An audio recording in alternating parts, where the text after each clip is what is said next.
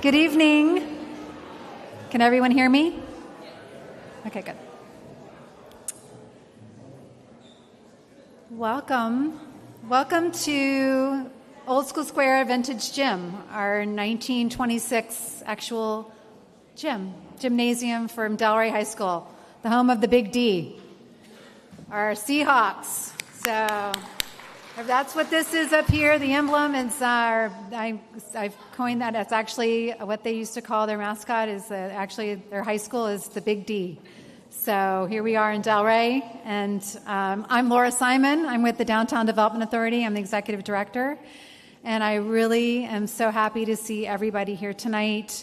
It's beautiful to see our community out and about and together and happy. And I believe we're really happy because we had such amazing food from one of our restaurateurs, chef-owned restaurants in Delray Beach in downtown. Suzanne Perotto from Rose's Daughter, The Pantry, and Brûlée.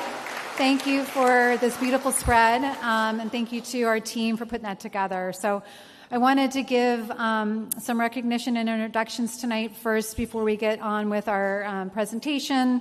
And tonight is about feedback and communication and really just listening. You know, tonight is about, we're going to share some things from the Downtown Development Authority as an organization and what we do, the why behind what we do, and really share with you all as constituents and stakeholders in the downtown more behind the scenes, and really also listen to you all as stakeholders too of what we can continue to do better. We have been in an organization since 1971 that has been always community-driven by the community stakeholders that served on our boards, served on our committees, served on our different visioning pieces of the downtown master plan and other things that we have done. But it's really been about the community. So we just encourage everyone to continue to be here, be present, be part of the solution. So first and foremost, I want to welcome our we have here tonight, we have some of our partners from the city. First recognizing from the city, we have some of our commissioners, Julie Casal and Tom Markert. You guys want to stand up, please? Thank you for being here. And I see our Assistant City Manager, Jeff Orris.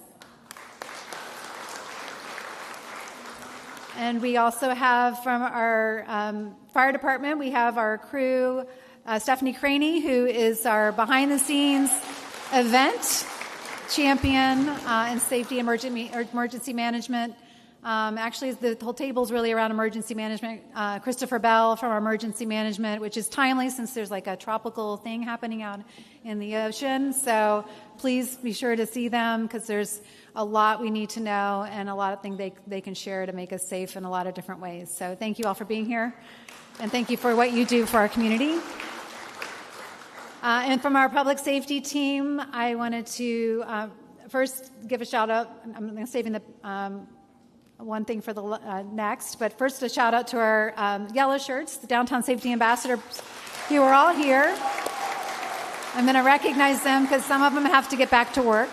So but our team, they're our crew that is working very closely with our public safety team from the police department and the fire department and our code team in the downtown to really be an extra layer of touch points for public safety, quality of life issues, and really a hospitality approach to our policing. And I really just appreciate them. They've been here since 2018. We started with a pilot program under the leadership of and the foresight from our sergeant of the Clean and Safe Department, which is now our interim chief of the police department, Daryl Hunter, which I'm going to ask to come up and say a few words. But I also want to recognize our assistant chief who's here also, Assistant Chief Stevens, who's been part of this solution as well, and a partnership. And we couldn't be as successful in the downtown without you and that partnership. So, Daryl, do you want to come up and say a couple words? I'm giving him the floor because he's He's the newest of the addition, and we really appreciate it. Thank you so much. Good evening, everyone. It is truly an honor and a pleasure for me to be here this evening with you all. I hold this position near and dear to my heart. I've been here 19 years, and I've always been my prayer, and it's always been my belief that one day I'll have an opportunity to be able to give you all a return on your investment with all that you've invested into me. So thank you for my commission, City Manager Moore, Assistant City Manager Mr. Orris, for giving me an opportunity. Again, I had an opportunity to work in the DDA footprint as a sergeant. And it was one of the most remarkable things that I've had in my whole career. A lot of you all I know, being able to watch you all as they grow. Our ambassadors, I never forget when we started talking about it with Mrs. Simon and the previous boards before that. And again, one of the goals for mine as interim chief, and hopefully to be your permanent chief, is to make Delray the safest city in America. It is. We can clap. Yeah. And I truly believe in that. And Assistant Chief Stevenson and we worked together, and basically what we put on was a series of community engagements, which I like to call touching all four corners of Delray Beach, sharing our trajectory with regards to what we plan on doing as a department and working with our community to help make that happen. And I truly believe that we can do it. I've always said before that if you're not coming to Delray to enjoy our beautiful award-winning beach, right? We can clap for that too. Our live and vibrant downtown area. Yeah. Our eateries and shops that we have, world-class as well. And to visit our friends and family. If you're not coming for any of those reasons, then you're going to have some issues, because I want my residents to feel safe. I want their businesses to feel safe. I want their employees to feel safe. And that's our number one job, is to make sure that we ensure safety for our city. There is no other city like ours, and I am truly, truly proud to be here and to stand before you as the interim chief for the Delray Beach Police Department, because I believe all of us working together, we can make that goal happen. And I truly believe that as we continue to go on our series of community engagements and sharing what that is and how that's going to help impact our whole city as a whole, it's going to be something for you all to be proud of, because I've always said, to whom much is given, much is required. And I take this job seriously, and my residents alike. So again, thank you for the opportunity to come to speak to you this evening. And again, I honor you guys. I appreciate you guys. And we're going to work hard for you to make that happen and making Delray the safest city in America. Thank you.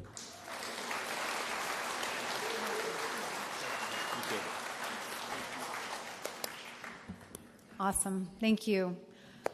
All right. So now I'm going to really turn it over and to really share behind the scenes of the DDA and introduce our team. I want to start actually with our team players. So I have the pleasure of working with beautiful people and that make this job an amazing place to be. Suzanne Boyd is our Director of Marketing. We have our team in the back here. We have Daniel Morian, who's our Business Development Manager. We have Emily Oliveras, Social Media Marketing Coordinator. Next to Danielle, we have Alex McCoy, recently married. Victoria DeSilvio. Both Alex and Victoria are working on behalf of Old School Square, so that's part of our division. And then we also over here, you met Liliana Fino, who's our Operations Manager, and Shelly Licasar, who's our Volunteer and Visitor Information Coordinator extraordinaire for our Visitor Information Center. And then we also have, as part of our team, we have a lot of different friendly faces. So Mavis Benson is actually our past board chair and Merchant Association chair, and now really helping us to help walk and get out and meet and greet and be more on the front end on some certain things that we're working on now. So with that, we cannot do this alone. We need some guidance, which we have Quentin Morgan, who's here from our legal counsel, who's standing for a reason. No, just kidding. Quentin's with us to help us guide our team and our board through navigating through our public duty and service. And with that, we also, as a Downtown Development Authority and a special taxing authority, we are governed by a volunteer board who's appointed by our city commission. And we have a few of our board members here tonight. We have Jewel Ghilardi, Zellman. We also have Brian Rosen right here, who's our vice chair. We also have Dr. Al Costello, who is our board chair. He's actually serving in his third term, so that's a long time with so they're 3-year terms. And then we have a new appointee, Anthony Barber, who just was appointed last night. So welcome to the Downtown Development Authority. And that is so that we also are missing tonight, we're missing Jim Knight, who also serves on our board, as well as Cole Devitt. Cole Devitt is actually on vacation, so we are missing a few board members, but we're actually now, I'm glad at least we're to 7 board members full for the next, and our next board meeting is Monday, so we invite you all to attend that. So tonight we wanted to just get ready and kind of go through a few things, but first I wanted to give Al a chance to say a few just brief comments, and then we're going to turn it over. We're going to show a brief video and get into some presentations. Al? Thank you. I don't do this well, you know that. Hi, I'm Dr. Alan Costello. I own Big Al Steaks on Atlantic Avenue, and I'm chair of the DDA. Thanks. No. I don't know how to handle that. I'm not used to that. I actually, as Laura said, I've been on the board multiple times. 10 years ago I was on, and I was on for 7 years, and that was when the DDA did not have anything to do with the Old School Square. But the Old School Square campus was closed, and for a year or two it stayed dark. And so I am kind of responsible for most of lobbying Laura and her team to get them to accept the idea that maybe the DDA could recreate the Old School Square and bring it back. Yeah. And after that, I was kind of responsible. After they said yeah, I was responsible for getting the city to kind of say yes to. So as we negotiated and developed a relationship with the city for the Old School Square, I was unhappy with the business plan. I was happy with the way things were going. And so I bowed out of the DDA and let the DDA run on its own. But lo and behold, Laura made an amazing business plan and over the years built an amazing campus operation that we all know and love now. She rebuilt the Museum of Art. She has the most amazing events on the weekends. I'm not going to go into it because we all know about it. But she's got international downtown acclaim and awards for what she's done and for what the team's done in the Old School Square. It's amazing. I came back because I'm so proud to be part of this. And I'm also not a great speaker, as you can tell. But I've watched the DDA do world-class marketing, both international and national. I've watched the team grow to be amazing with social media that rivals any other organization. And I am so proud to be here today with the team and hope that you all take advantage of this town hall to really learn what we do and understand how amazing they are and all the things we've achieved. And if it ever, what I always say to everyone, and this is the last thing I'll bore you with, anytime I drive downtown at night, and I drive down Atlantic Avenue, which is a boulevard lit up with poles that are wrapped and trees that are wrapped and flags and signage, all of that is the DDA. It's how they spend your funds. It's what they do to make this town and the business community enhanced and amazing and wonderful. And I thank you for what you've done for me. So thank you. Thank you, Al. Thank you for your leadership. And I'm going to take that cue because it does take a team, and I also want to recognize our Cornell Museum team who's here. We have Pam and Gabby that are here, and we also have several volunteers that are present as well. We have lots of volunteers for our organization, I think over 50 plus, that are also here present and working with us. And I do also want to recognize our partners. We have the Chamber of Commerce and the CRA that are both here tonight and have been tremendous partners over the past 54 years of the Downtown Development Authority. Actually, we were started from the Chamber of Commerce and been working really closely with the CRA, which we all work really tirelessly together in this town, united to making things a better place for all. So. Also, I do see, and I want to recognize Albert Richwagon because he's looking at me, but he a past board member of the Downtown Development Authority. So thank you, Albert, for being here and your input. So without further ado, anything else that I missed? And we want to kick off our presentation. I'm going to introduce Suzanne to kind of jump in and introduce herself. Hi, everyone. So I came to Delray, 27 years ago. I came here for a job. Not a man. I said I was moving here for a job, not a man. But when I moved here, I did move in with a man who I was dating at the time, who eventually became my ex-husband. And he was working in Boca, right? And I was working in West Palm. And he convinced me that Delray was halfway between Boca and West Palm. And that is how I ended up in Delray Beach. And I've never left because I love this city so much. I am so passionate about Delray Beach. I've been passionate for 27 years since I've lived here. I love this city. And I've seen the transformation. I've seen it evolve. And, guess what, folks? We've arrived. Everyone knows about Delray. Everyone wants to be in Delray.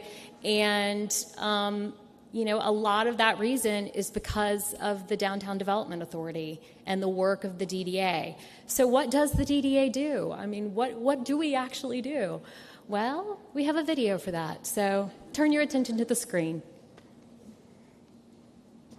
Welcome to downtown Delray Beach, a vibrant, walkable village by the sea, a place where history meets charm and the community thrives.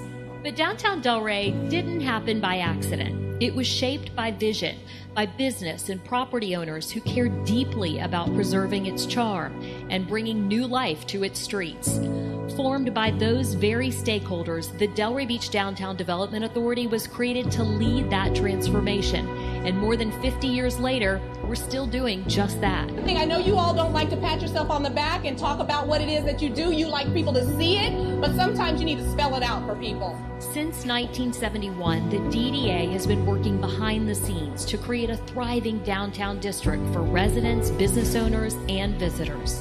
Our DDA is a big part of why we've stayed downtown, to have support, to have people brought here and people knowing about our business. I don't feel like you get that anywhere else in the world with the same level of support that we get here. Created by state statute and funded through a special tax paid by property owners within the district, the DDA reinvests every dollar back into downtown Delray. I think we see our dollars at work every single day, whether it is the ambassadors, the safety ambassadors, or you guys putting on events throughout the downtown area. You see your dollars at work. And the DDA doesn't just throw events. We are strategic. Every event is meant to drive traffic, support local businesses, and increase the value of the downtown and beyond. Art and Jazz on the Avenue doesn't just bring music to the streets, it moves people through the streets, drawing foot traffic to Pineapple Grove, the Set, and Beachside. First Friday Art Walk drives art lovers directly into our galleries and studios, transforming passive interest into sales. Savor the Avenue and Restaurant Month are perfectly timed economic boosts, giving our restaurants momentum before and during the slow summer season. Shop Small and Mother's Day Orchid Giveaway are smart retail activations that pull shoppers into our local stores during key gift-giving moments. And finally, the Love Delray Feel Good Summer campaign was a strategic pivot, designed not only to drive traffic to our wellness businesses, fitness studios, and spas, but to position downtown Delray as a wellness destination. Seeing everything taking place wellness activations has been phenomenal. In 2023, downtown Delray Beach welcomed more than 3.5 million visitors. That surge in foot traffic translated into real economic benefit, boosting revenues, increasing property values, reinforcing Delray's position as one of South Florida's most desirable places to live, work, and play. We've lived in downtown Delray Beach since 2017. And there are very few walkable communities in Florida in general. And Delray Beach, definitely living downtown is one of them, where you can walk everywhere. You can walk to restaurants, you can walk to the beach, you can walk to markets. Everything is close by. You know, it's clean, it feels safe. When people are looking at the value of my house and the value of living in Delray and the value of living in our community, all of these events that we have downtown contribute to their thinking. So it's critical to not just the downtown development area. It's critical to all of Delray. If you've got Delray in your name right now, you are popular. You are where the cool kids are, and you are where people want to be. The DDA also funds the Beachside Visitor Information Center and invests heavily in downtown safety, including a dedicated team of downtown safety ambassadors and much of the area's special lighting, from pole lights on West Atlantic to cafe lights in Pineapple Grove and the holiday displays throughout downtown. And yes, the DDA is funded by a tax, but many business owners and downtown property owners agree. We feel that our DDA taxes are worth every cent. It's a small amount of money for the amount of support and advocacy that we get from this team, and I think it is 100% worth every penny that we do pay as downtown businesses. Absolutely. Yeah. Absolutely. The amount of business that you guys bring into the area and all the hard work that I see, I think it should be a little more. So the next time you're strolling down Atlantic Avenue, know that the DDA is working for you, for business owners, and for the heart of our community.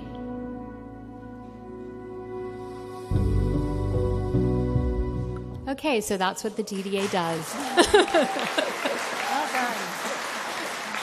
done. So we are a taxing authority. I know a lot of you want to see the numbers, right? And so tonight we're going to go through the numbers. If you own property in downtown, if you live in downtown, if you own a business in downtown, you are likely paying the DDA tax. So where are those dollars going? How does it impact you? We wanted to kind of get granular tonight and go through those numbers. So what the next steps are? So once we're going to go through the presentation, and then all are strategically placed in your locations, because we'll be going through some really finding solutions. So as we go through the presentation, and how we want to hear really how we can plan and implement based on feedback. So think about that as we go through this presentation, and what we can learn from you all to help guide us and partners in the community to be really better stewards of the money. So with that, we have this map here is the Downtown Development Authority District. So our district runs from 95 all the way to A1A, really to the high tide mark. So from west to east, and then in the core, which was the original part of the original downtown, it runs on the north side from Atlantic Avenue all the way to 4th Street. And where these boundaries are and these lines are is because when the boundaries were voted, when people, actually the property owners voted to be taxed, it was commercial. This was the central business district, and as the central business district expanded and the DDA expanded twice, they actually had to go to the polls to vote to be taxed. So it was a choice, and some of those areas were carved out because they chose not to. So it was really intentional of how this was evolved. And on the south side, keeping the residential at the time out of the Downtown Development Authority district. So what we do Yeah, and so these are really the buckets, right? And this is kind of like each of the tables have a different topic, and each of those topics is in one of these buckets. But basically, what we do and what you'll see in the budget is we have numbers associated with each of these buckets. Placemaking is the beautification of the place, right? So it's the lighting, it's the banners, it's the safety ambassadors. You have economic development, and as you saw in the video, our events are economic development drivers, and so our events are part of our economic development operation. Yeah.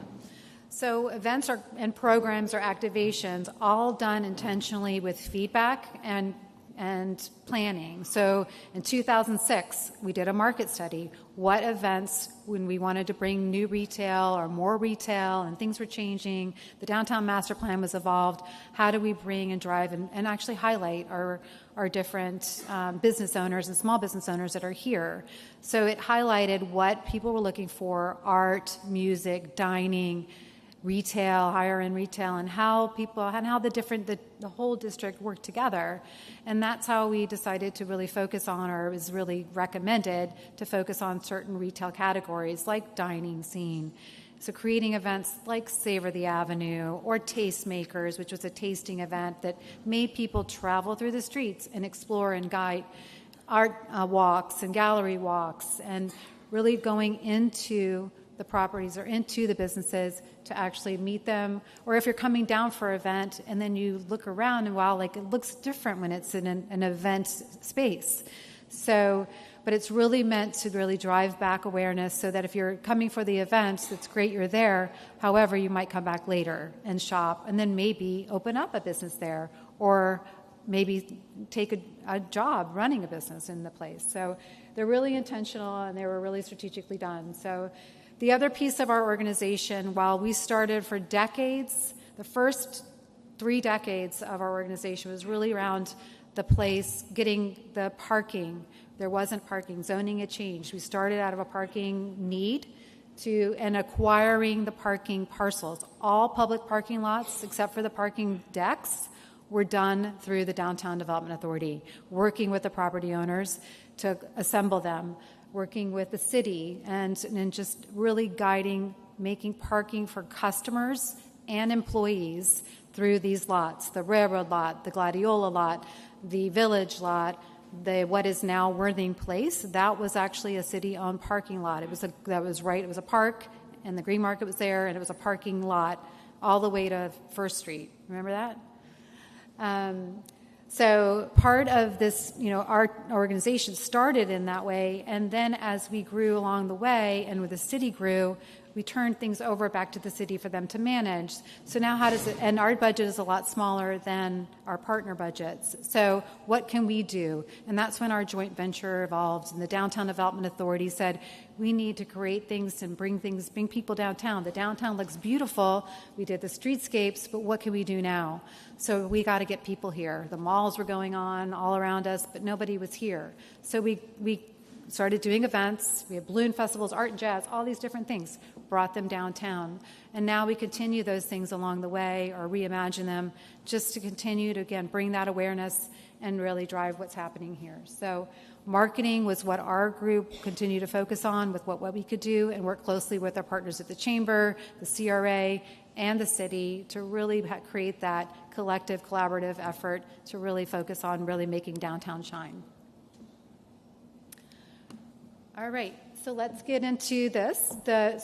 So we are, as a government agency, our fiscal year starts October 1. So we're in budget planning, just as the city is. We work really close with our city, and our budget is really driven by our board's direction and based on our focus areas. So these are where we've met. We've had workshops starting in May and June, and really helping us guide some new opportunities going into the year based on some feedback and need that we see from different stakeholders.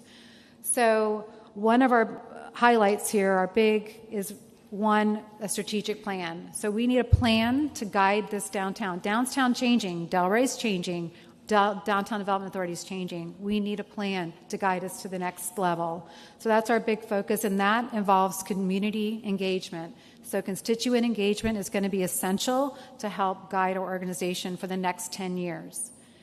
And then the other areas are obviously parking, and these are where you're going to come in to help us be better at these elements as we move forward. So now we're going to jump into the numbers. This is a high level. Monday at 12 noon at City Hall, we're having a full detailed budget overview. You all are welcome to come in there as well or watch online. And I have the detailed financials here. If you want to know in specifics, I can share that with you. But as we go into this year, the estimates from the county, which we get all of our estimates based on the properties in the downtown district, is based on the value of the properties, both residential and commercial. Our district is made up of residential and commercial. However, the commercial properties are obviously paying a larger amount, almost 2/3 of the amount of the $2 million, because this is on the value of a $2.1 billion value. Fun fact, I started in 2010, and the value of our downtown was $400 million. So we've come a long way since 2010, and we broke it down here to share. So this is, as Suzanne said, we break our budget into these 4 categories based on programming, and we have given you our current budget. So we're running at a $1.9 million this year, and looking to assess into our spend. So these are all expenses, breaking out our placemaking, economic development, marketing, and operations. So now we'll break it down a little further in the next slide. And just to clarify, this is not a raise in taxes. This is a raise in property values. Yes. So property values are rising, and that is why our budget has gone up. Right. So what our organization assesses is a 1 mil. So that's the 1% on the property value that's our cap based on our state statute. And that has been consistent for the past 15 years or more, actually longer. So expenses in our marketing elements. So here, this is our breakdown in categories. So website, we are launching a brand new website that was in this year's current fiscal budget. But this is numbers that will be for maintaining its future. Our downtowndelraybeach.com is our website, and it is probably the most highest visible website. If you're, as a business owner, you're on that. As you're a visitor, you're going to that. It's very visit and customer focused. It's not a DDA focused website at all. It will tell more of our story this year. However, it is really about what happens in downtown. Events are actually economic vitality or economic development. So this category is really about the business development and business and really the vibrancy and the energy, and really focusing on how these costs are associated with really programming and events, data collection, data management. We have visitor traffic management. Strategic plan will be in here. We have a grant, which is our placemaking and activation grant platform. So we do provide funding back for any murals, beautification, paint-ups. That is in there as well. And business development, which is, and if you're a new business or current business and need help, assistance, and guidance through the channels of City Hall, or a resident who are trying to do something and need support, that's what we're here for. But one thing with this also is the human resources time. And probably the biggest engine of the largest engine of our organization, because it is about the economic development and the economic impact for the downtown of our organization.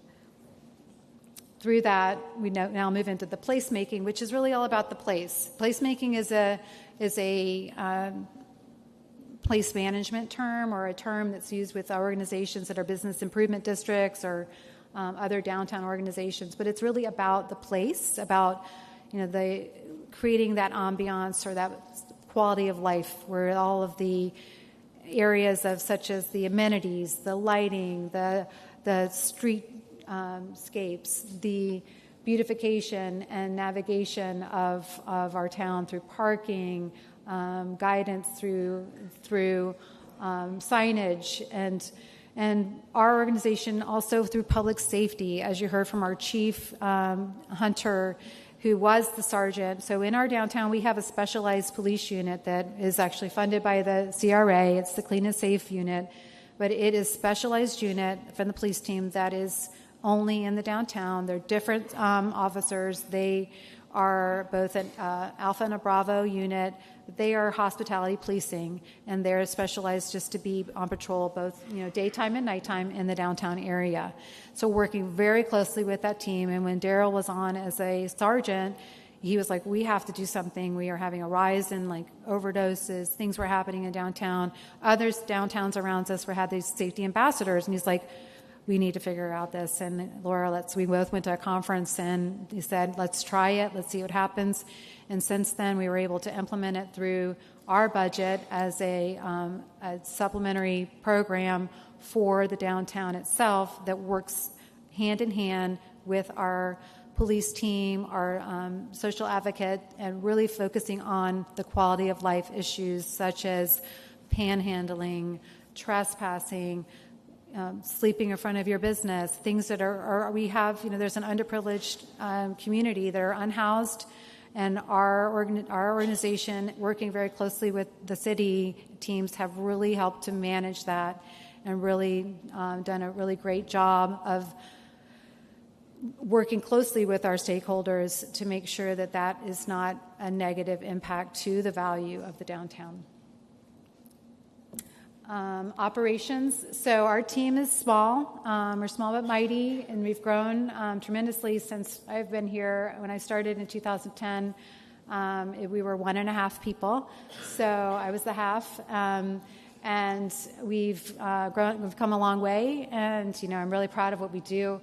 But we work really hard for you. We love it. I love it personally, more than most, but just because I'm born and raised, I'm multi-generational, but it is a very important part of what we do here is to the service that we provide, being in front of the organization, in front of the business, out on the street, listening to you, trying to figure out ways to make it happen, working with our city partners, our city leaders, and all the different organizations to really make things happen.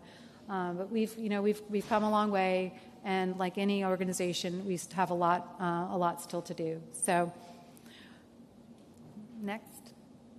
So one thing that I didn't mention in this presentation is the Old School Square part of our organization. So while you see the placemaking, the economic development, the operations, and our marketing part of our organization, we also have a new responsibility that was put into our lab in partnership with the city. We are funded by the city separately. It's a separate, it's not part of the DDA tax, but it's a separate fund that comes to us to program and activate Old School Square, which is in the heart of our downtown, and it is a major economic driver for our community. And with that not being activated or not having the Cornell Art Museum open with world-class exhibitions there, bringing people in that on Main and Main, not having that open was a detriment to our community and to our downtown. So it's very important that we keep that active and keep that activated and be strategic about that. It's your Old School Square, and what happens there is really vital to the ecosystem of our downtown community and to our city of Delray Beach.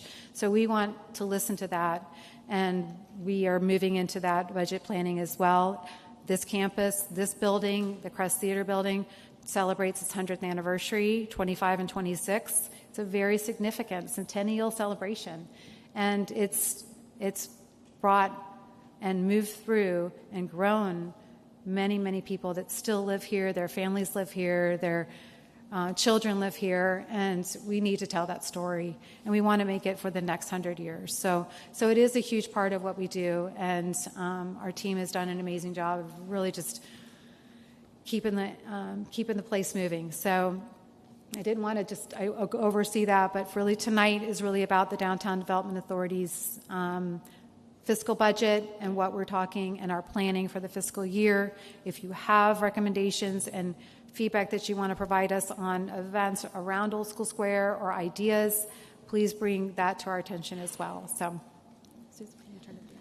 So yeah, I just want to reiterate, the DDA budget is completely separate from the OSS budget. That's why we're not doing a separate OSS budget presentation. We will, however, be doing a separate budget presentation for Old School Square next Tuesday at the City Commission meeting if you would like to come and see, and that is a separate budget that's funded by the city. Okay, so now we're going to move into our solution stations. Okay, so we want to get your feedback. We want to get your direction on downtown, on the DDA.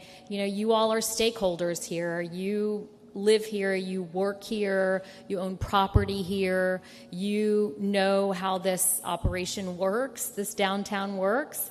And so we want to hear from you about what's working, what's not working, what are your biggest challenges, what are your ideas to solve it. So when we sent out the invite to this town hall, part of that RSVP was a survey. And we asked, one of the questions was, what are your biggest challenges in downtown Delray? And you all came back with a bunch of challenges, but the top 5 were these: parking, events, charm and beautification, so keeping the charm and keeping the place beautiful, public safety, and cost and crowding. I do find it funny that the crowding table is the least crowded. So anyway, okay, so we have some questions and prompts on your table. The parking, because we had so many people talking about parking in this survey, we created 3 tables. And I did put specific questions for you guys on parking. For instance, one table is just giving us, you know, about the amount of parking. Another table is talking about the fees and the meter times. So if you can kind of talk through those specific topics and related to parking, and other ones, employee parking, valet parking, and the private parking lot. So we do want to hear specifics about all of those parking issues.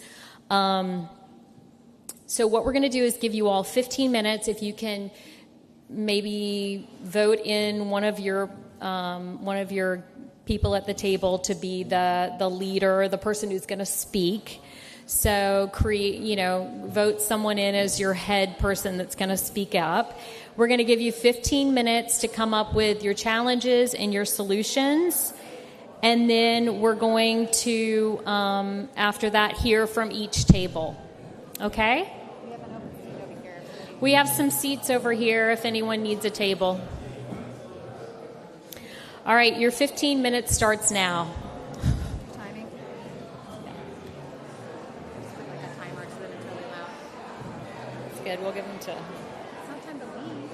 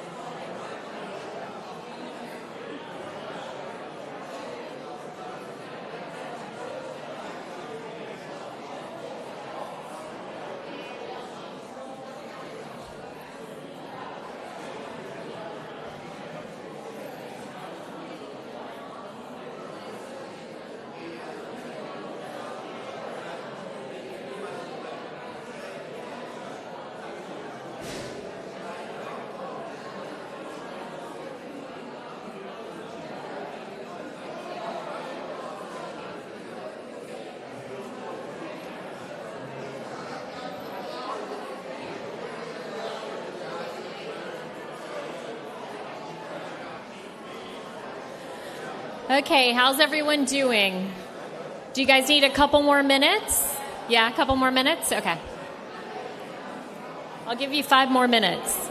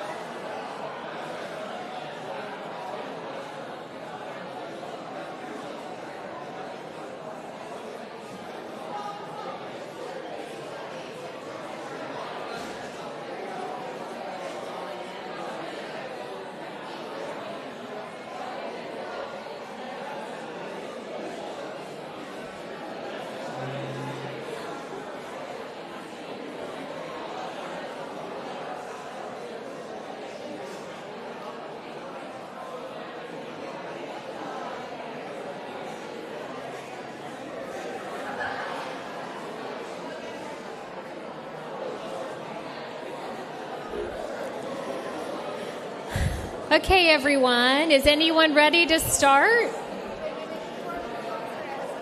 Okay, go ahead. because I wanted to see who's here, who's a resident, who's a business owner. Okay. Yeah. Oh, yeah.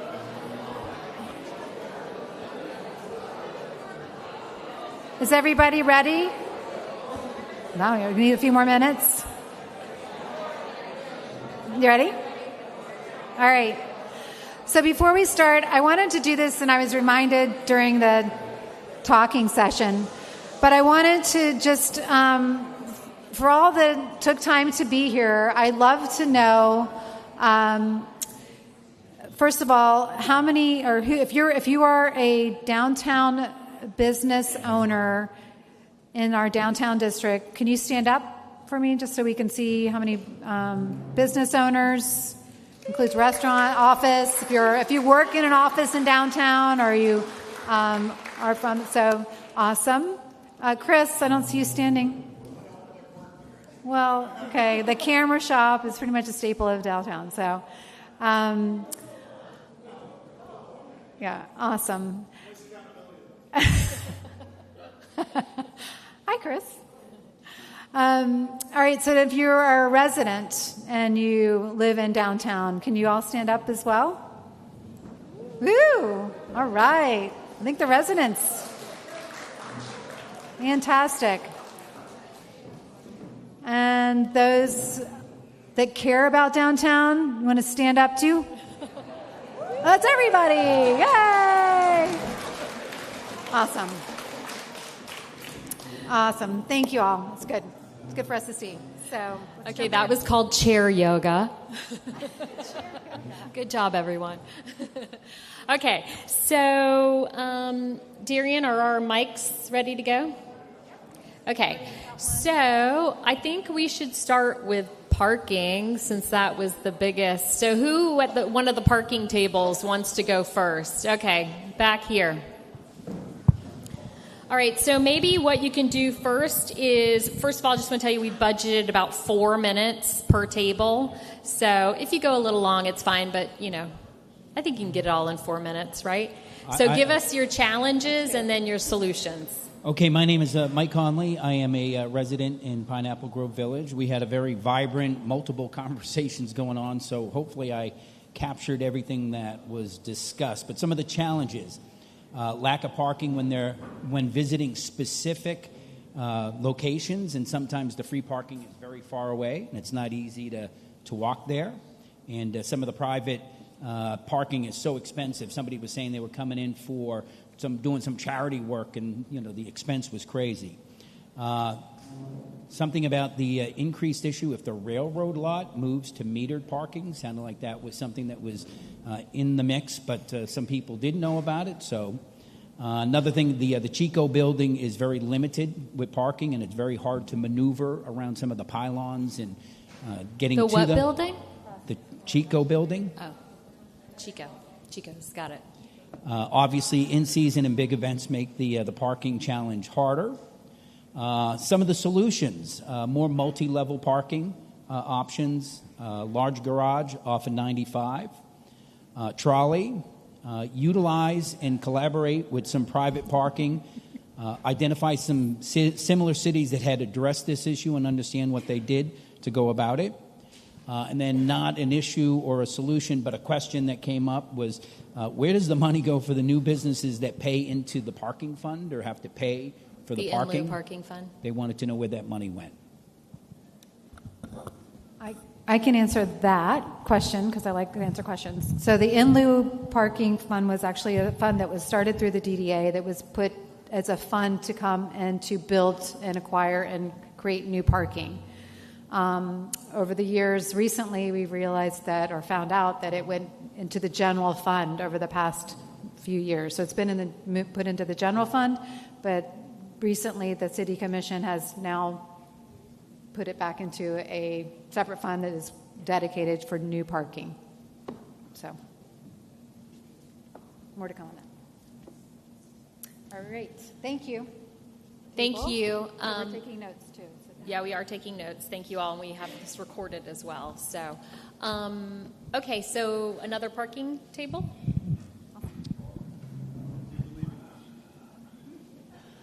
Okay, so The city parking meters are very confusing, especially to out-of-town guests. They're not willing to download the app. They have enough apps on their phone already. They're only here for a brief time. Number one, there's no overflow parking in December through April, which is badly needed. We need a trolley to loop around, and the trolley needs a loop from the parking lot across from the Plumosa School in that city-owned lot where the police training center is. It needs to loop around to the court property, not the courthouse, but the county property out on Congress Avenue. So that's two very large parking lots that could inflow people with a loop. We all miss the trolley, especially December through April. Every private parking lot in downtown is now a pay lot. There's no regulation. Some of them will charge $30, $40 for an hour of parking. It needs to be regulated. It needs to be controlled. It's a bad taste in the mouth of people who come to visit us. We need a golf cart parking area. Maybe we could get the sticker program that works at the beach to also work for golf cart parking. Make City Hall on weekends only golf cart parking for residents. All the residents have golf carts. They're green. They're great for downtown. They could park at the City Hall parking lot that would be cordoned off and only for stickered residential golf cart parking. Free parking off of the avenue. We need some free parking off the avenue. Residential golf cart parking. Okay, more bike racks. Yes, I'm going to toot my own horn. We need more bike racks, and we need safe parking.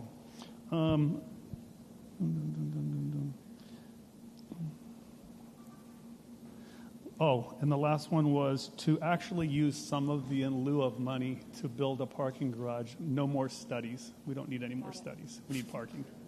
Thank you.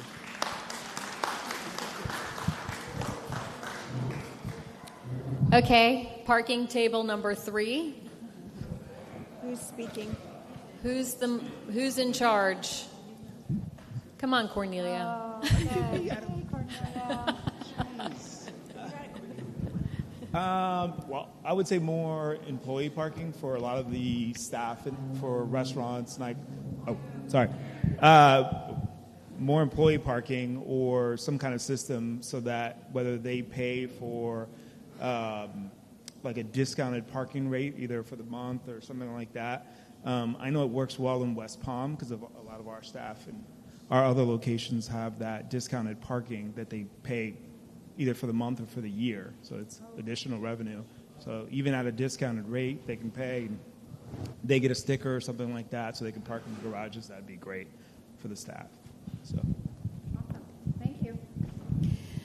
Okay, let's move to events. One question. Oh, sorry. We Yes. have one more thing about the metered parking. Yeah, so the metered parking, when the metered parking was introduced, it was never to be during the day. Anybody who's going to come to our downtown, visit our shops and businesses during the day, they should not be taxed with meters during the day, not before 3 or 4 o'clock. Now it's at 11 a.m. We're getting rid of our customers. You can go to every mall and park for free. Why can't they come to our mall and park for free?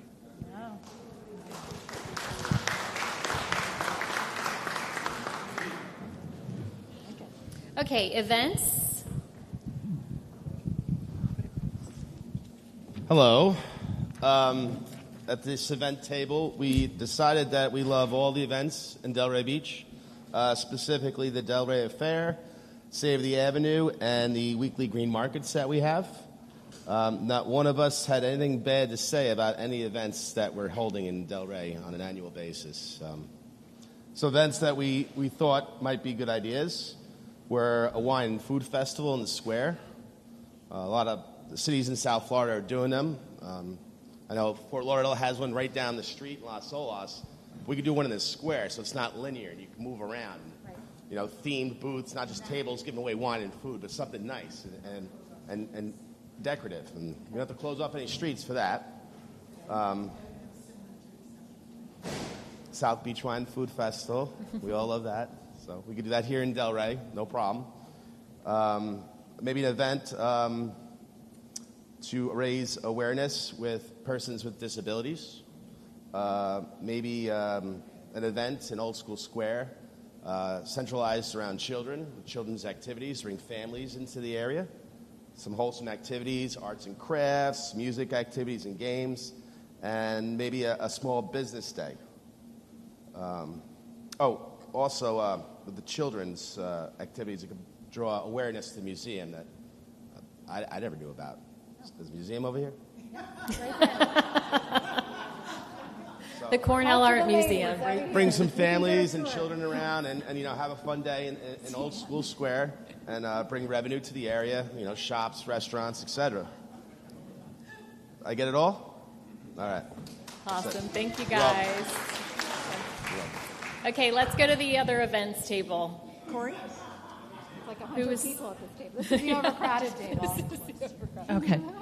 Hi, everyone. I am Terry McDonough-Daunton, and I am born and raised here in Delray, and I can tell you this was a sleepy little town until they came along. And we're very thankful for them. Okay, so events. We also decided we liked all the events. There were a few that we could probably use a little work, and I don't know if you guys do it or not. Okay. But the art walk, Okay. we need a little bit of, like direction and where the art museum, art places are and everything. Art galleries, thank you. Enhancements. We need more stuff for kids. Let's bring back first night. Can we do that? Movie nights, those are always fun. We also talked about outside vendors at the concerts. We've got 2 restaurateurs here at our table. Guess who was talking about that? So we thought maybe coupons to kind of drive business before or after for a free drink or a free vegan sandwich or a sushi roll. Wine walk. We had wine walks for a while, right? Kind of goes hand in hand. And the kids thing, we talked about, I think I had my grandkids here last week and there was nothing to do.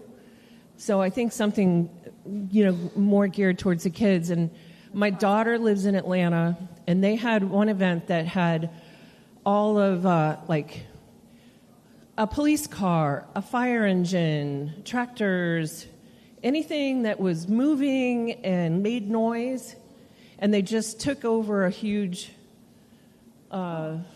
big spot, if you will. And the kids just went from place to place, and they met the police, they met the firemen, and they got to sit in the truck, and they got to do all that stuff. That's my 2 cents. Good, okay. Kid stuff. Awesome. Oh, and we want Crest Theater back. Yeah, okay. The Crest Theater. There's a theater, too, right over there. Oh, nice. You guys want to go next? Cost and crowding? Who's the scope? All right, cost and crowding. I think the first thing we kind of noticed is just the affordable rent for commercial tenants down the Ave. At least since we've been here since 2020, we see a lot of restaurants overturn. I don't know if you have any control over this, so just hear me out. But just some spaces, like the Buddha Bar in the corner, it's been 5 years, nothing's there. I don't know if there's something beyond here, but that's interesting to me. The spot right next to the Astor, next to Pure Life, I think there's American Social going in there, but that's been vacant for 5 years. And then, like I said, I think we had 4 or 5 overturns this year.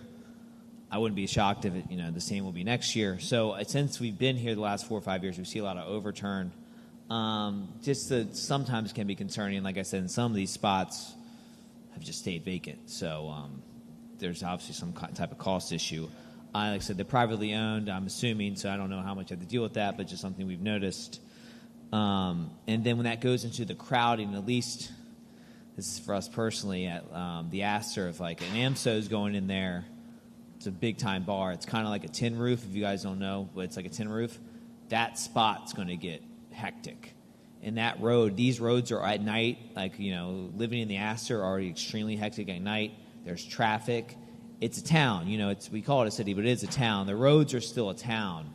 So especially where we are in the wintertime, you're locked in. Luckily, we can walk, so it doesn't really bother us. But if you did try to drive, you can't. I don't know what you do, but at least in Pineapple Grove, I kind of like that it's sleepier. So these new tenants can in like a big bar. I just don't see where you put the people, personally. But other thing was the water. Someone else on our table has lived here for a while. The water's has been bad for 20 years. Dundon over on the west coast of Florida, they have, I'm not saying you could do this, but they have reverse osmosis for the whole town that's run through that. But they're still, speaking that she has a filter for her house, water's still yellow. So water's been an issue, obviously, for a long time. Other than that, it's just, I don't think, and then like permitting is extremely slow in general. I don't know if I think that's to the county, but it's really difficult. In like our building, there's people who wait, 4 to 6 months on permits. So that's probably a personal issue. And then I think that's kind of it. The bottom line is obviously this town's gotten more costly because it's everywhere everybody wants to be. So you kind of have to deal. I completely understand because you guys have done such a good job. It's gotten pricey. I don't know what else to say. That's kind of how it goes. But thank you. Thank you. That's good. I did also, we have the assistant city manager here, but last night at the city commission meeting, they were giving updates on the water treatment plant. They're moving forward to replace the water treatment plant that they have now, and that is going in. So that'll impact the water, and they are working on some other water filtration systems that are current with the current system now. So that's taped. I don't know, Jeff, if you have any more, but they're going through the process, and there's just stay tuned, and that's good that came up as a comment, because those things that we can do as far as communication out to you, as using our tools that we have and accessibility, working with our partners, sharing what's important for you as residents that we hear that you might not be aware of, and if permits are issues, how do we help advocate through our city partners of like these are issues that we're hearing. How can we help maybe find some ways to speed up the process or work through, and if there's something that's causing that, what can we do to help? So those are things that our team does assist with as well. So, yeah. Yeah, and if the city commission meeting last night, they addressed the water in multiple different presentations last night, so it might be good to go back and watch the city commission meeting last night too, to see what they talked about with the water treatment plant and the testing of the water. It was very interesting. So. Okay. Charm? Yes. Charm and beautification. Charm and beautification. Hi there. Jewel Goliardi-Zellman. I'm one of the board members for the DDA. And I want to actually just touch on something very quickly before we go on this. One of the things that I've been thinking about over and over and over again is this sort of, who are we, right? Who are we as Delray Beach? And, if we look around the country and we look at some of the best towns around that are the most successful with tourism, and they're beautiful, and they drive unbelievable dollars into the city because they implement, they make sure that the streets are gorgeous, that everything is looking a certain way, that there's a police force, that there are ambassadors, that there's all these things. Those are expensive towns. And those are towns that have high tax dollars because people are paying for the ability to be able to have the safety, the beautifulness, the activities, the festivals, and all of those things, and to make it just beautifully flow. So it's one of the things that we have to think about. Do we want to be one of those towns? And if we are, then we really can't complain that we have to pay a little bit for it, because we benefit from it every single day. And there's ways that we can continue that and go in a better direction. And that's one of the things I think we're talking about tonight. So one of the things that you had said we talked about too. So there's all these empty spaces, right? So you drive down Atlantic Avenue and you drive into Pineapple Grove and you see people that there's been nobody in these locations for 5 years, 4 years, 6 years, 3 years, and they're an eyesore. So how do we deal with that? So somebody at the table Hillary brought up the fact that maybe it's not because they're choosing to be empty. Maybe it's because they're waiting on a CO or they're waiting on a permit and they can't get a renter in there because they're stuck waiting. So we have to find out, okay, so are you not renting to anybody because you're just sitting back and kicking back and maybe you own it and you don't need the money? and you're just waiting for the right person to come along, it's not serving the town at all. So I think after 90 days, maybe we implement a fee. So it's an encouragement to sort of get it rented to the next person so that you're not looking at an empty space. So after a certain amount of time, there is a fee that's involved, and then that fee goes toward taxes or it goes toward whatever to help the city. And it's an encouragement not to do that. If it is the fact that you can't get a permit, we need guidance. These people need help to know how to get it moving so that they're not sitting around waiting with an empty space for a long time. If it's a situation that can't be avoided, or it's a situation that is beyond the two scenarios that I just said, then maybe they allow for a pop-up where it's a temporary business that goes in there so that it's not staying empty and something is there, or an art installation or something. Right. Okay, so that's one of the elements. Number two, and by the way, we could have made this list 70 pages long. We just didn't have enough time. So we talked about a big chain, national chain retailers coming into town. Well, now, there's two ways to look at that, right? So if you're a fancy town like East Hampton and you have, Chanel coming in or something that's going to drive very expensive traffic, and then they're going to go and have dinner at a very nice restaurant, maybe that's not a bad thing. But if it's not going to drive that kind of traffic, maybe we limit the amount of big national chains that can be in the town and say, hey, maybe no more than 10% of the downtown district can be a big national chain. And that's something that maybe is food for thought to talk about. Right? Especially if it's not going to serve the town well. Right? So another thing that we've been talking about is sort of the kind of the derogatoriness that maybe these smoke shops, the vape shops, have when you're driving through the town and you're looking at vape shops and you're kind of thinking, who are we? Right? And do we really want that as, sort of what's being seen on the avenue? So maybe the rule is we don't allow them at all. And if that's an argument and there's going to be a lot of pushback, maybe we say, okay, we'll allow them. But we'll only allow 2 in the whole district, and they cannot be on a high traffic street. So absolutely not on Atlantic Avenue.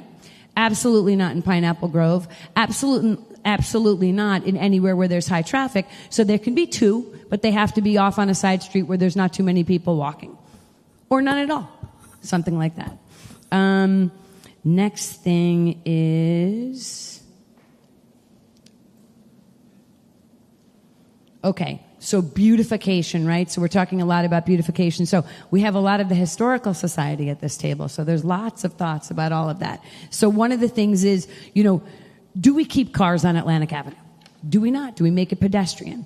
Do we at least, leave the cars on the avenue, but don't let people park on the avenue? Right? And then widen the sidewalks. And then talk about doing things like bike lane and bike stations. Bike stations helps with transportation. So let's say you park way off the Ave and you are working in a restaurant and you need to be able to park in an area where we allocate it to be either free or this or that, or there's not a shuttle or something. Maybe there's a bike station where you pick up a bike, but you can return the bike at another bike station that's closer to where the restaurant is that you're working. Maybe that's something that we can do. And then obviously all of the things that we see in a lot of these beautiful towns as we go around the country, right? They have these gorgeous planters. They have landscaping. They're uniform. Every so often you see them. There is green space. There's beautiful lighting, consistent beautiful lighting. We have different districts and we have different personalities. So maybe Atlantic Avenue is one kind of personality till you get to the beach, and then maybe the beach is a different personality. You get into the arts district and that's a different personality. So maybe each of these areas have their own sort of design element that's approved by a design committee with feedback, of course, from the community, where you have certain kinds of lanterns, you have certain kinds of wall sconces, certain kinds of beautiful handles on the door fronts. You've got signage rules and regulations so that it's not anything goes. Now, granted, we don't have any neon signs or digital blinking signs, but there's also nothing that stops anybody from doing that. So in anticipation that really, right now, I don't know that there's a rule. I don't know yet. Maybe there is, and I don't know about it. There's a rule. Is there a rule? Okay. So thank God there's a rule. So, but my point is that maybe if we implement some of these sort of aesthetically beautiful guidelines, not so much as a restriction or to say to people you can't do this or that, but sort of an encouragement to say, hey, we've come up with some great ideas that might help you as a restaurant or a boutique or this, and these are sort of loose guidelines for us to kind of follow to make sure that it stays very, very beautiful and it pertains to the district that you're in. So clearly in an arts district it'd be much looser, much funkier, a little bit more bohemian, a little bit more artistic. There, I can't read my own handwriting. How terrible is that? So art installations, right? I don't know if we already do this, but having certain art installations in certain areas is like a marketing opportunity, right? So you have big businesses that like to contribute to the town. They can afford to contribute to the town. So maybe we want to put something up like a green park or an art installation, but we don't necessarily have the money. So we partner with one of these big business people that are local, and then we dedicate a beautiful plaque or a bench or something that markets their name and their contribution, but they've paid for it, right? So it helps us. And then revisit the historic overlay discussion, which is very important to this table. And how it can help and benefit, how it can create another reason that people are visiting the town, in addition to shopping and dining and all of those things. So I have to look at what that historic overlay discussion was, because I'm not really familiar with it. Hillary, you want to touch on that? Would you like to touch on that? Hold on one second. Yes, we started out wanting a historic district, recommending that to the city, and that people thought that was too strict. Okay, so our Mayor Carney came up with the idea of a historic overlay, which is much looser. It doesn't have as many rules as a historic district, but it does have some control to keep the beautiful charm that we have on Atlantic Avenue. We're waiting to see that from Mayor Carney, so we hope we see it soon. And the one last thing that I meant to put in with the wider sidewalks and the beautiful lighting, sconces and all those things is the power washing. So we have late night parties, right? Everybody's partying in Delray. I myself am there most Friday and Saturday nights out at restaurants, sometimes at, Johnny Boy and all of that. And you see people, a little bit tipsy, maybe getting sick on the sidewalk. Not things we want to look at, but we definitely want it clean. And I don't know, not everybody at the table felt that it was maybe being cleaned often enough. So I think that we need to make sure that that's spotless as part of the clean program. And we would have more, but need another 15 minutes. Yes, so. Excellent. I think those little pieces of paper are bigger on your table. No, good job. That's amazing. And I do... I'm just going to do on those black spots on the sidewalk, that's gum. So don't spit out your gum, people. Please don't spit out your gum. Hello? Hi. It's always great coming last in these type of things where everyone's already said anything. And this table is very impressive. Not that our table wasn't great, but they covered a lot of ground that we were talking about. The biggest thing that came from our group was about the permitting, which a couple of people that brought up that issue. But having experience in real estate and with some of the restaurants, the new restaurants coming, it's not 4 to 6 months. It sometimes takes 18 months for a restaurant going, and they're paying rent sometimes for a full year prior to opening. And it makes it prohibitive, and it makes it more interesting to go to Lake Worth or to Boca, where the permitting is much more lax. Now, there's a history to this that probably many people in this room know more than I, which is that in the 80s, when the avenue was supposedly very decrepit and dangerous and a lot of empty storefronts and things, that the town literally changed their permitting in order to bolster and to enhance the avenue. And the avenue that we have now, historically, is from that era of a looser permitting process. I believe, and our group believed here, that a better permitting process would have a big impact on cost, on viability. All of these companies, we're talking about big chain stores coming in. Only people that can afford, that have deep pockets, can actually afford the startup of a venture in Delray Beach. And that's going to have a long-term impact, and it's something that we actually have control over because the permitting department, I don't know them, I'm not an expert in that area, but there's a lot of leeway in terms of policy in which they can make changes and actually impact the town. So that is probably the single biggest issue that we discussed, other than that we'd like to see, I think,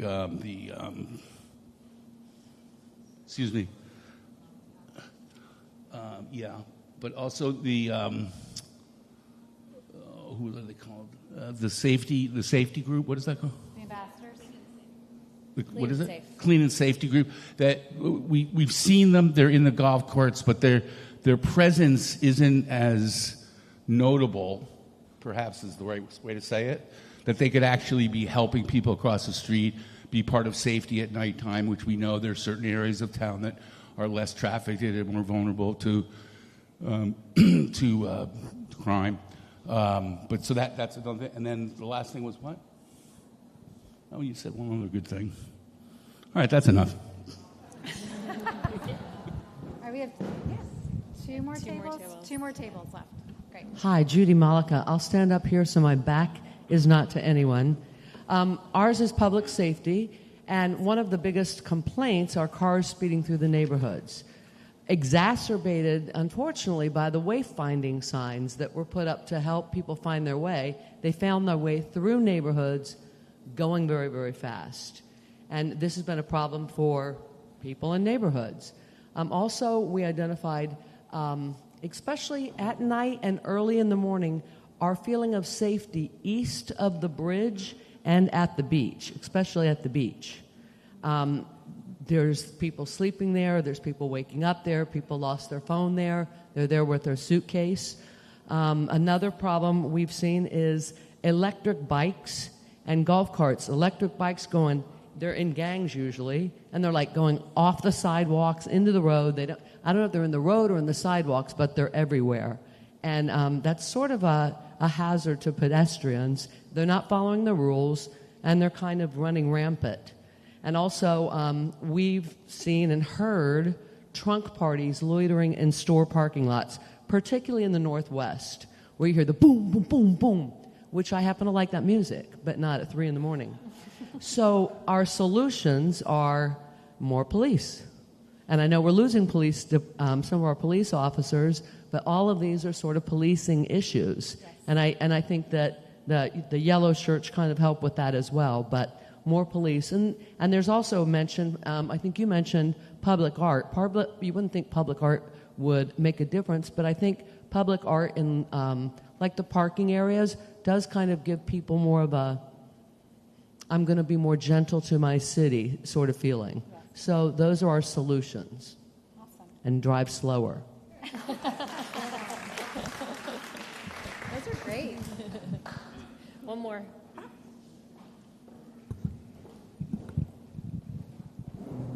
Hi, everyone. I'm Lynn Alloy. I'm a resident here in Delray about 7 years now, and I love it here, and I love the DDA.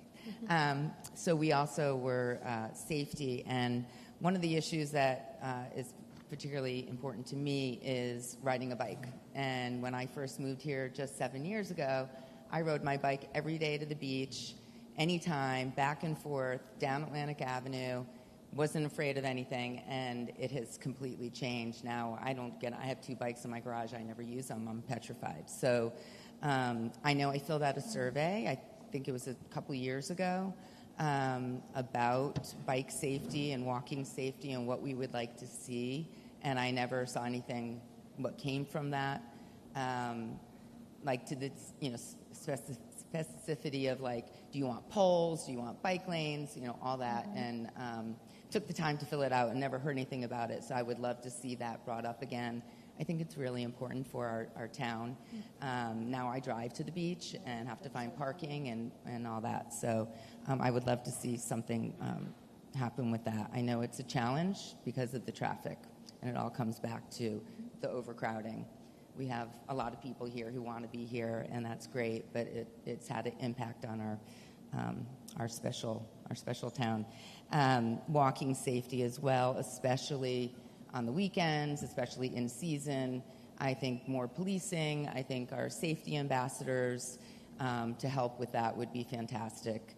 And yes, there's a lot of younger adults here enjoying their time on the weekends, and it gets a little crazy, and there's no room to walk, and there's cars everywhere, and tons of traffic. And, with the new building going up, I don't know what is in the works for parking for that, and the added traffic that we're going to see here. I think it's just going to get harder and harder. So would like to see some more support with the traffic, especially on weekends and evenings. Another thing that was brought up by our museum people here is that there's no convenient parking for employees. They have to pay for parking. It is back to a parking situation, but even at night, they have to go to a lot, I guess that's over on Swinton, you said, that's not lit up at night. And one of the solutions that they've come across, since there is insufficient lighting, is that they've been using the safety ambassadors and really appreciate that. And I didn't even realize that's really accessible to anybody. There's a number you can call, so maybe it's more education about that, because I've been alone at night walking home in Pineapple Grove and never knew that was an option for me. And maybe it's restricted time frames, I don't know, but that would be a really nice thing to get the word out if it is available. And then, I think that's kind of... homelessness in front of businesses and in front of the museum has been a deterrent, they feel, for some people coming in there. I'm not sure how to resolve that issue. And parking for employees, for businesses. If there's a way they can have free parking, or I like the idea of the electric bikes, but then, again, we can run into safety of how to ride a bike here. Without getting killed. So that's kind of where we are. It's a lot of challenges, but thank you for bringing us in together to try to come up with some good ideas. Thank you, Lynn. Door's long, always the last word. I would just like to add a comment. This is what makes Delray a good town, having meetings like this, asking for public input. Good work. Thank you. Thanks, George. And also, while I'm making a compliment, I'd like to make sure everybody's aware that the city commissions, the city staff, the DDA, all of these organizations are looking into problems like this. We've been looking into traffic problems, parking problems, and all this, and I think it's all going to come to fruition. Looking very hard, but this helps keep everybody on their toes. Historic conservation area, very, very important. I'm sorry, I wasn't supposed to take up this time. But we do have, I heard it on this table, and I heard it again about the national chains moving in. What's going to happen to the character of Delray? What's happening here? Are you going to come in and you're going to see a brand ice cream shop? You already know what else is down the street, but it's even becoming more and more important to try to save this historic atmosphere here. That's going to be key also to the future. Thank you. Thank you. So does anyone else have comments or concerns they want to bring up?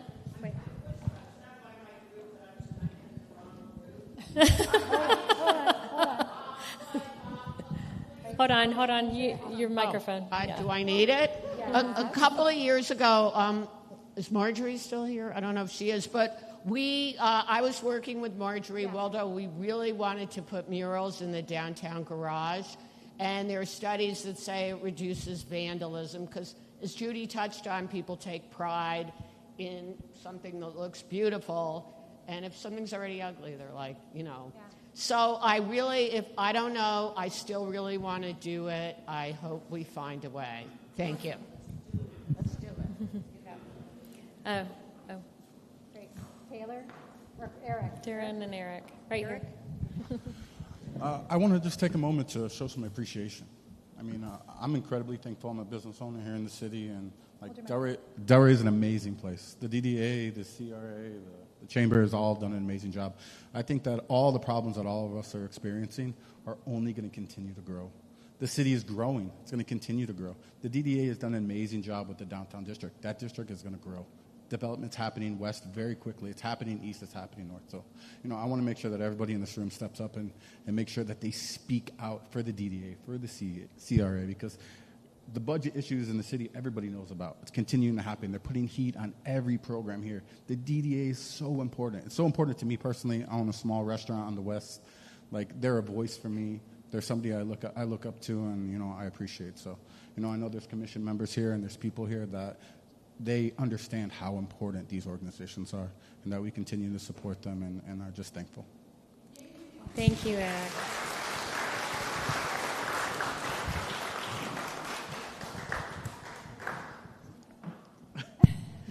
First, I just wanted to say thank you guys so much. You guys are absolutely amazing. Absolutely amazing. More of a public safety thing. We've noticed over the years on our walkways, the tree roots are actually growing. We've kind of reached out to the city. We've also taken matters into our own hands, and we've gotten answers for both. Like, sometimes it's our problem. Sometimes we do get the city involved. What would be the best possible way for us to move forward? Because it is getting really bad where it is starting to affect the safety of people walking, especially in Pineapple Grove, and it also affects our tables and makes everything lopsided and stuff like that. So I just want to know what would be the best possible way to go about that. Okay. Well, we have the person here that's taking notes to address that. So that is in the 100 block of, it's actually the whole 2nd Avenue, I think it's happening. But primarily, I think you're speaking of right around the Rose's Daughter area. Third as well. So I think it's just those growth of those trees. It's happening on Atlantic Avenue too. So it's really bringing that back up. What are we going to do for the next 20 years? Because is it replacing the trees, fixing the tree roots, the grates? There's a lot of that goes back to beautification. We've got broken mulch and old mulch and things that need to be fixed. But those we see that, but it's getting to the right people, and things can happen. The city does have a city app that you can download, and you can report problems by that app. So if a paver is broken or it's a trip hazard, take a picture of it, report it, and it will go into the cycle of repairs or attention to make something happen. It is effective, so make sure you do that. The app is... Yeah, it's the My Delray Beach app. And you can actually take a picture, report the problem, and you can follow the problem along as it goes through the process. So it really is a great app for everyone to download. Not only can you report any kind of issues, but you can also check real-time parking. So there is a parking feature on there where it will show you all of the public lots in downtown and the number of spaces available in each of those lots. It is a very good tool. As you all know, the city has been putting in sensors in all of the parking lots, and so now they're able to tell you how many spots are available as you're coming into downtown. So the My Delray Beach app is a very good app for all of you to have, residents, business owners. Awesome. I would just like to add, I've been here long enough that I remember when you could roll a bowling ball down Atlantic Avenue and not hit anything.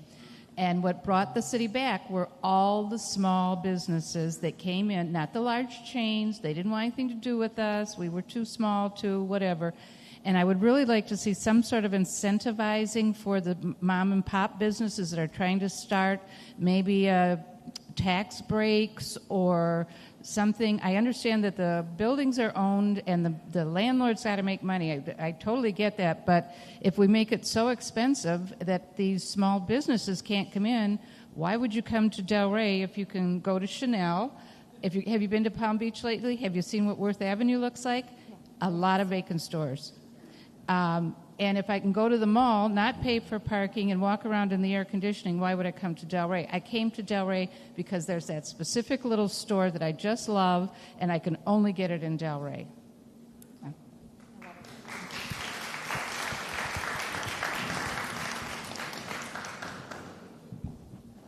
I was going to say just one thing. One of the people at our table brought up something about the bicycles, but I want to just say something back to you. I'm a small business in this town, and for almost a decade I had a resort wear store that I designed. I designed the clothing, and then also had other small, unique designers like myself in my store, and totally missed the days of it being almost entirely mom and pop shops. I was just making a point about big chains, and it kind of also depends on the chain that it is, because sometimes it can drive, doesn't really do much for the town, and sometimes it can drive other stuff to the town. So, but in any event, somebody mentioned about the bicycles and said, well, it's kind of not so great if it's the kind of bicycles where you can kind of like grab one and then you don't have to return it. The only thing I was suggesting was there are those bike stations where you have to put a credit card in, and then they have your information, and you have to return the bike to another bike station or they charge you for the whole bicycle. So it's an incentive to take it and return it to another station wherever it is that you're going. So that was the only sort of bike thing we were recommending. Right over there. Table. Hi. One thing that I wanted to bring up was the crosswalks around the circles. They're positioned incorrectly, so it guides pedestrians right into the traffic of the circle because the pavers go that way. And people that are visiting, aren't aware. They're just following the pavers. So that's a hazard and a safety issue for, our community and for people that are visiting. If they could put landscape, take those pavers off where it directs them right into traffic and just put landscape there so they go right to the crosswalk rather because they wouldn't be able to go there with the landscape or something like that. Awesome. Thank you. And then Lori has a... Oh, thank you both, and thanks for this forum, and echoed what was said. But the point that was brought up about lighting and the use of it and the different tones and textures of different areas, I thought was a fantastic idea because, like looking at Paris, I mean, the personality and just resonates, and it really sets the tone. And I really do think I was driving in. I live off of Swinton Avenue and coming off of 95 at like 2 a.m. I thought the lighting that you guys do is so spectacular, and it reduces crime quite a bit. So if we could expand the lighting canopy around town, would be a good benefit. And also, I'm a big proponent of a really unique water feature. I was at Rosemary Square up in West Palm, and I was having dinner, and I was like, oh my God, this is fantastic. And it looked like a relatively low price point for a high impact, especially we were talking about kids and activities. Like, let them splash in the thing. I thought it would be a great central point. That's been on our list for Old School Square for a while. Put a big water feature where the Christmas tree goes, and it's gone, and we just put the water feature there. So, and then we have Victoria. Then over here, Lori's had her hand up. Regarding the permitting backlog, one idea that we had when I was on a appointed city committee was to have an expediter there, one or two, when you walk in the door of planning and zoning, who will help you, who'll look at your plans, for instance, say you're missing this and this, and then help you get it and get the thing moving. And that was never done, so I'd like to bring it up again. 1 or 2 expediters who are out there to help people to expedite. And other cities have this, and it works. Yeah. Awesome. All right, Lori, right here.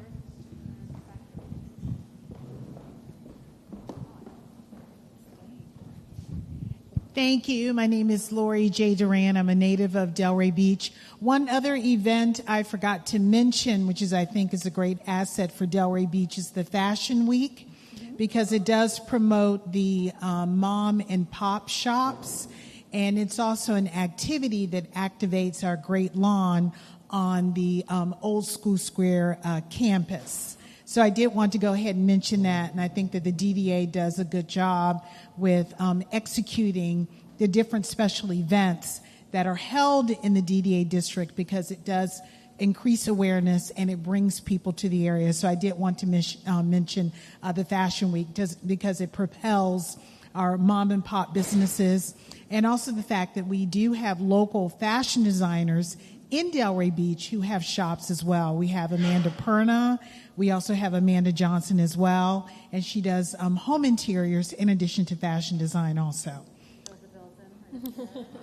Okay. Oh, very good. Another fashion She's designer. wearing one of DeBilson's creations. Okay, thank you. Thanks, Lori. Thanks, Lori. Right back here.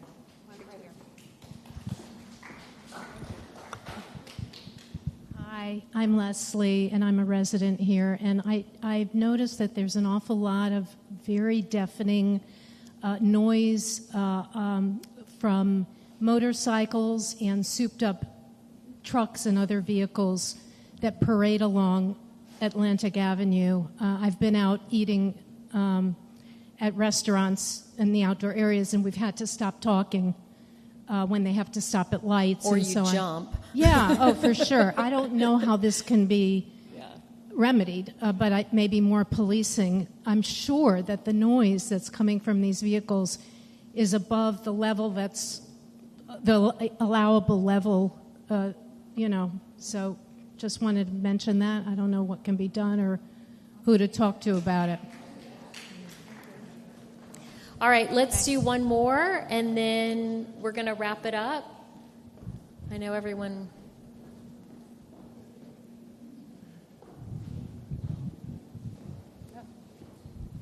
Hi, I'm Bob Doris. Along the lines of the noise and the safety, I don't know if anybody's noticed, but there's a lot of kids out now on bikes in the middle of the street. I'm talking 12 to 14 years old. Down by the bridge, somebody's going to get killed down. It's pretty bad. We've been seeing them like they're doing donuts and stuff like that, but right over the edge of the bridge, and they're wearing noise-canceling headphones, and there's cars coming over the bridge real fast. So you might want to get a handle on that before somebody gets hurt. Other things. Oh, on the app is great. I'm reporting stuff all the time. And does stuff get fixed pretty quickly? What's that? Do you stuff gets fixed pretty quickly, right? Yeah, definitely, and they've gotten back with me. There was a couple of things, I can't remember what they were, but the categories are very defined, and there was some things I had trouble reporting because there was no other. So you might want to get an other category in there. Jeff is shaking his head. Or nodding, I should say. Something on there's a whole lot of empty businesses here, and we've noticed that a lot of businesses open up and close down. I've talked to a lot of those business owners, like when they open and when they close, and my experience has been that they don't know how to market their business. So maybe having marketing classes for the business, you could kill a lot of birds with one stone. Monthly, have a marketing class, have a marketing expert or something come in, just brainstorm ideas for their particular businesses instead of thinking that every small business owner is going to go out and learn how to do this on their own. They're not, right? And sometimes the reasons that they go out of business are pretty obvious. They're just not doing what they need to do to get customers. They just don't know how. So marketing classes, free marketing classes for them might be worthwhile. And one other thing, the reason my wife and I moved here years ago was because of all the festivals and everything. And somebody mentioned something about the New Year's Eve festival first night, which was awesome. But those are there's a fair amount of events here, but they tend to be very much the same every time, right? Quality of entertainment, lots of times we're seeing the same acts. Whereas when we first came here, we were seeing entertainment that was coming up from Miami, good bands and everything. So it really drove us. We literally moved here for that. And it seems like it's more of a high-end dining experience now than the culture and the entertainment that it was back then. So if there could be a push to do that, maybe allow more pop-up entertainment, pop-up musicians or whatever, or let them buy licenses they can perform in the street or something like that. But just that type of thing where there's a bigger variety, maybe a bigger variety of types of events, different festivals, different themes, rather than just art and jazz every time. So just maybe getting more of that, more variety of it. Awesome. Thank you. All right. Any further comments? Laura, do you have anything else? I just want to say thank you. Yeah. Well, thank you, everybody. This has been amazing, and really appreciate the feedback. We've gotten lots of notes that we're going to compile. Again, we have our meeting on Monday, and then again, we'll be at the City Commission on Tuesday. But please, you have our information, you have our cards. Please email us if you think of something later. Please don't be shy. And thank you all for coming. Have a great night. Thank you to Suzanne and team, and my team too. Thank you all for your help.